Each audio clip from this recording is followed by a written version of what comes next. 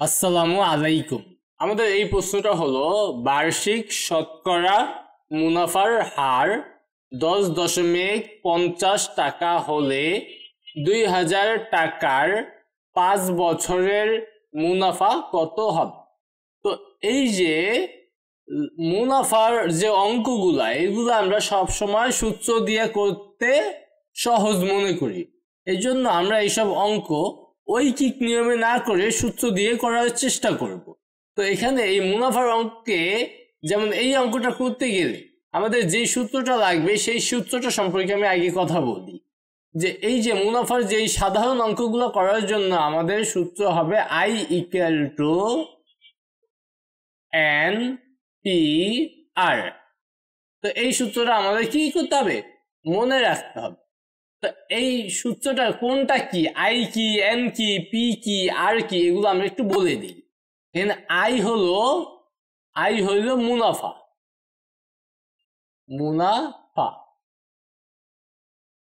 N হইল সময় যেটা থাকবে বছরে, কত বছর এরকম বলে দেয়, সেটার মানে হলো এন। আর পি হলো আসল, পি কে বলি আমরা কি আসল, অথবা এটাকে আমরা বলতে পারি মূলধন। আমরা কি বলতে পারি, মূলধন। আর পরে দিয়ে দিচ্ছে আর, এটাকে বলা হয় মুনাফার হার।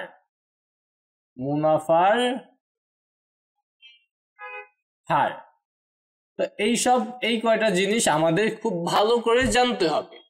এবার যদি আমি অঙ্কটার মধ্যে চলে যাই, দেখবো দেওয়া আছে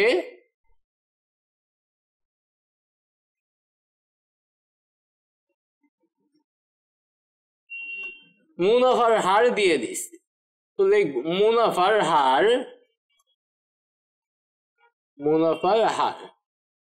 যেইটাকে আমরা প্রকাশ করব আর দিয়ে। আর ইকুয়াল টু মুনাফার হার শতকরা মুনাফার হার 10.50। এখানে আমরা এটাকে পার্সেন্টেজ দিয়ে দেব। কি দিব, পার্সেন্টেজ দিয়ে দেব, কারণ মুনাফার হার সবসময় পার্সেন্টেজে থাকে। তো যখনই এই মুনাফার হার দিয়ে দিবি, এটাকে আমরা 100 দিয়ে ভাগ করে দিতে পারবো, কারণ এই পার্সেন্টেজটা সরানোর জন্য আমরা কি করব, 100 দিয়ে ভাগ করে দিব। তাহলে এখানে 10.50%কে আমরা 100 দিয়ে ভাগ করলে আমাদের পার্সেন্টেজটা কি করা লাগবে না, দেওয়া লাগবে না। তবে এটাকে আমরা ক্যালকুলেটর দিয়ে ভাগ করব, যেটা হবে 0.105। 100 দিয়ে ভাগ করা তো একদম ইজি, তো আমরা ভাগ করে দিলাম। তারপরে দিয়ে দিছে 2000 টাকার, তার মানে মূলধন বলতে পারো বা আসল বলতে পারো, যে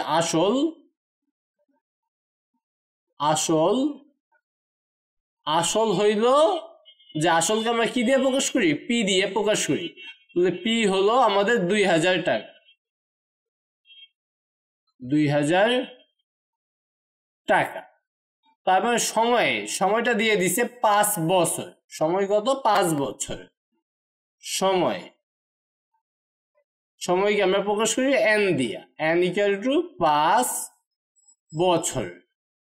তোমার কাছে জানতে চাওয়া হয়েছে মুনাফা কত হবে, 5 বছরের মুনাফা জিনিসটা কি? মুনাফা হইল তুমি কারো থেকে, মনে করো মুনাফাকে আমরা আইডিয়া প্রকাশ করি, তুমি কারো থেকে কি করলা, 2000 টাকা নিলা, তারপরে কিসের টাকা নিলা, সুদে টাকা নিলা, ঠিক আছে। সুদের হার বা মুনাফার হার হলো 10.50%। এইটা বলতে বোঝায় হইল তোমাকে যদি তুমি 100 টাকা নাও, তাহলে তোমাকে 10.50 টাকা দিতে হবে 1 বছরের জন্য। যদি তুমি 100 টাকা নাও, তাহলে তোমাকে 10.50 টাকা নিতে হবে কি, 1 বছরের জন্য। তো তুমি তো এখন আর 100 টাকা নাও নাই, অনেক বেশি টাকা নিচ্ছে, 2000 টাকা। তাহলে এই 2000 টাকার জন্য কত টাকা দিতে হবে, এবং সেটা 1 বছর না, 5 বছরের জন্য। মনে করো যদি 100 টাকা নিতা, 100 টাকার জন্য, তো তোমাকে 1 বছরে 10.50 টাকা দেওয়া লাগবে, 5 বছরে তার 5 গুণ। সেরকম ভাবে আমাকে 2000 টাকার জন্য 1 বছরে কত নেওয়া লাগে, তারপর সেটাকে 5 গুণ করতে হবে। ঐকিক নিয়মে আমরা এইভাবে করি। তবে আমরা সূত্রের সাহায্যে এই সূত্রটা ব্যবহার করে একদম সহজে করে ফেলতে পারবো। যে আমরা সব কি কি দেওয়া আছে সব লিখে নিছি, এবার লিখবো। আমরা জানি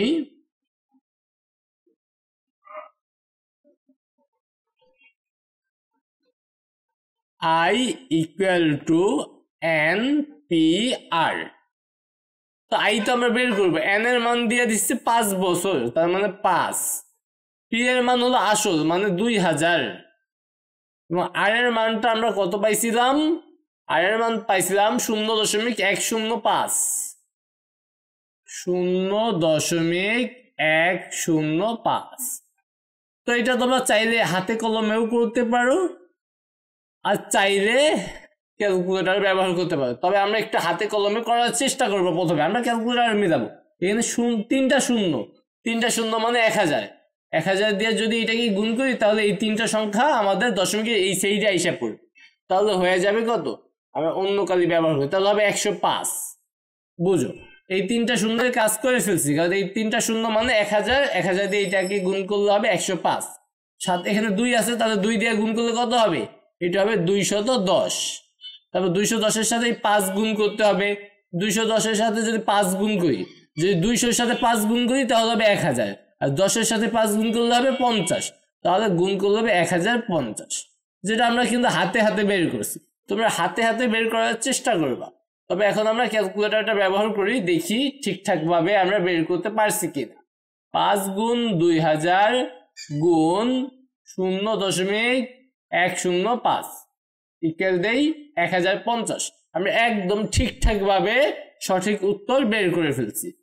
তার মানে তুমি যদি সুদে বা ব্যাংক থেকে 10.50% মুনাফা হারে 2000 টাকা ঋণ নাও, তাহলে 5 বছর পর এই 2000 টাকার সাথে তোমার এক্সট্রা 1050 টাকা দিতে হবে, কারণ এইটা হলো তাদের কি মুনাফা। তো আসলের সাথে মুনাফা বাবদ এত টাকা তোমাকে দিতে হবে। তো এত টাকা, আশা করি মুনাফার কাহিনীটা তোমরা বুঝতে পারছো। দেখো, সুতরাং মুনাফা 1050 টাকা, এটাই উত্তর। তো উত্তর 1050 টাকা লিখে দিতে পারো, বা এইভাবে অ্যান্সার লিখে দিতে পারো। আমাদের এই প্রশ্নটা হলো, বার্ষিক মুনাফা শতকরা 10 টাকা থেকে কমে 5 টাকা হলে 3000 টাকার 3 বছরের মুনাফা কত কম হবে? তার মানে মুনাফার হার কিছুটা কমছে, যতটুকু কমছে ততটুকুতে মুনাফা কত সেইটাই আমাদের কম হবে। মুনাফার পরিমাণ মানে সেই পরিমাণ টাকাটাই কি কমে যাবে। তো আমার মুনাফার হার 10 থেকে 8 হয়েছে, তাহলে আমরা লিখব, এক দেওয়া আছে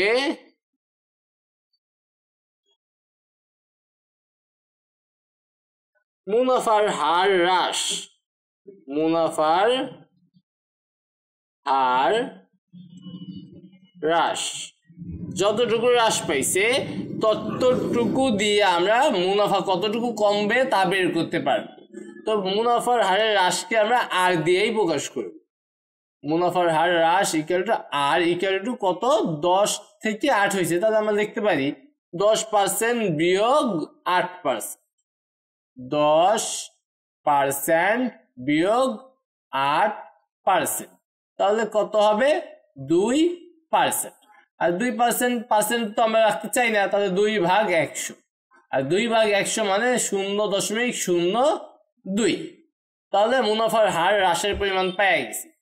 তারপরে আমাদের আসল দিয়ে দিছে 3000 টাকা, তারপর 3 বছর মানে বছর সময় দিয়ে দিছে। তারপর দেখবো আসল দিয়া দিছে তোমাকে। আসল হলো পি দিয়ে আমরা প্রকাশ করি, পি হলো 3000 টাকা। তারপর তোমাকে দিয়া দিছে সময়টা দিয়া দিছে, সময়কে আমরা এন দিয়ে প্রকাশ করি, সেটা বলে দিছে 3 বছর।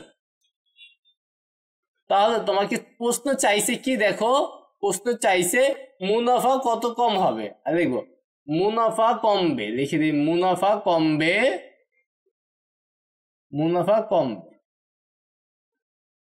বা মুনাফা কমার পরিমাণ। কমবে না লিখা লিখতে পারি মুনাফা হ্রাসের কমা না লিখে আমরা হ্রাস লিখি, মুনাফা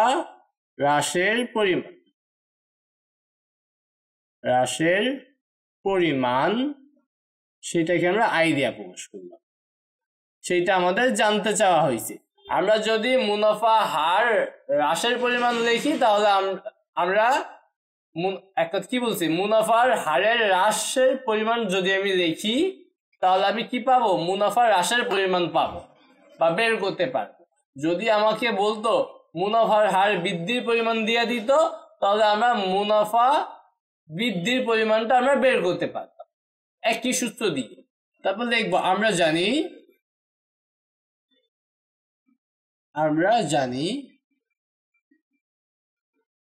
I equal to NPR। তাহলে I বের করতে হবে, N এর মান হলো 3, P এর মান হলো 3000 আর R এর মান কত, R এর মান 0.02। যদি 100 গুণ করি তাহলে হবে 2, তারপর থাকবে 30, তাহলে 60কে 3 দিয়ে গুণ করলে 180। তাহলে তোমরা হাতে কলমে করার চেষ্টা করবা অথবা ক্যালকুলেটর হয়তো আছেই। 3 গুণ 3000 গুণ 0.02 কত, 180। তাহলে এখানে হবে 180 টাকা। তার মানে ওই যে 2% কমার কারণে মুনাফা কতটুকু কমে যাবে, 180 টাকা। সুতরাং মুনাফা কমবে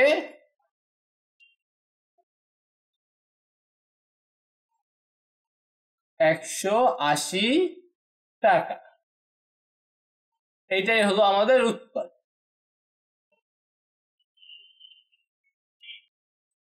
আমাদের এই প্রশ্নটা হলো বার্ষিক শতকরা মুনাফা কত হলে, শতকরা মুনাফা মানে মুনাফার হার জানতে চাওয়া হয়েছে।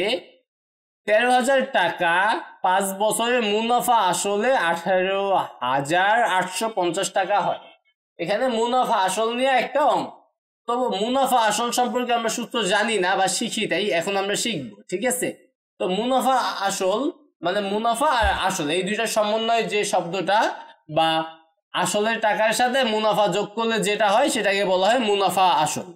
আর মুনাফা আসলকে আমরা এ দিয়ে প্রকাশ করি, তো সেটা তো আমরা লিখবই। আর সূত্রটা হলো সেখানে আমরা এ ইকুয়াল টু লিখতে পারি আমরা পি যোগ আই। এই যে পি হলো আসল, আই হলো মুনাফা, তাহলে এই আসল আর মুনাফা যোগ করলে আমরা পাবো কি, মুনাফা আসল। এই এ কি, মুনাফা আসল। এ মানে কি, এ হলো মুনাফা আসল, আর পি এবং আই সম্পর্কে তো আমরা জানছি, তাই এই দুইটা লেখার প্রয়োজন নেই। এখন এইটা থেকে আমরা কিন্তু সূত্র এটা লিখতে পারি যে আই ইকুয়াল টু এ, পিটাকে যদি এই পাশে পাঠাই তাহলে কি হয়ে যাবে, এ মাইনাস পি। তার মানে আই ইকুয়াল টু আমরা কিন্তু লিখতে পারি এ মাইনাস পি। এখন এইটা দিয়ে আমরা একসাথে একটা সূত্র লিখতে পারি যে আমরা জানি আই ইকুয়াল টু হলো NPR। আমরা জানি আই ইকুয়াল টু কি, NPR। আই এর পরিবর্তে যদি লিখি এ মাইনাস পি, আমরা যদি আই এর পরিবর্তে লিখি এ মাইনাস পি, তাহলে এখানে NPR। তারপরে আমরা সূত্রটা একটু কনভার্ট করি, তারপর এই পিটাকে আমরা ওই পাশে পাঠাই দিই, তাহলে সেটা মাইনাস পি ওই পাশে গেলে প্লাস পি হয়ে যাবে। তাহলে সেটাকে আমরা আগেই দেখি, প্লাস পি যোগ NPR। তারপরে তুমি এখান থেকে লিখতে পারো এ ইকুয়াল টু, এই দুইটা থেকে চাইলে পি কমন নেওয়া যেতে পারে। পি কমন নিলে এখানে হবে, এটা থেকে থাকবে 1 আর এইটা থেকে থাকবে হলো NR।